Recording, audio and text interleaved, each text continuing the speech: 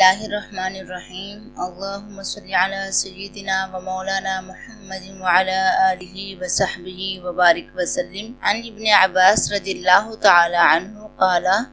كنت قاعدا عند النبي صلی اللہ تعالی علیہ وآلہ وسلم اذ اقبل عثمان بن عفان رضی اللہ تعالی عنہ فلما دنا منه قال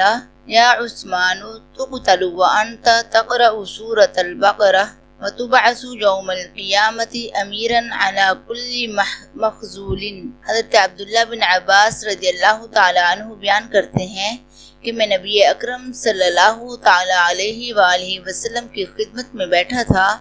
کہ عثمان بن عفان رضی اللہ تعالی عنہ حاضر ہوئے۔ جب وہ نبی اکرم صلی اللہ علیہ وآلہ وسلم کے قریب ہوئے تو پیارے آقا علیہ السلام نے ارشاد فرمایا، اے عثمان، تمہیں سورہ بقرہ کی تلاوت کے دوران میں شہید کیا جائے گا اور قیامت کے روز تم ہر ستائے ہوئے پر حاکم بنا کر اٹھائے جاؤ گے۔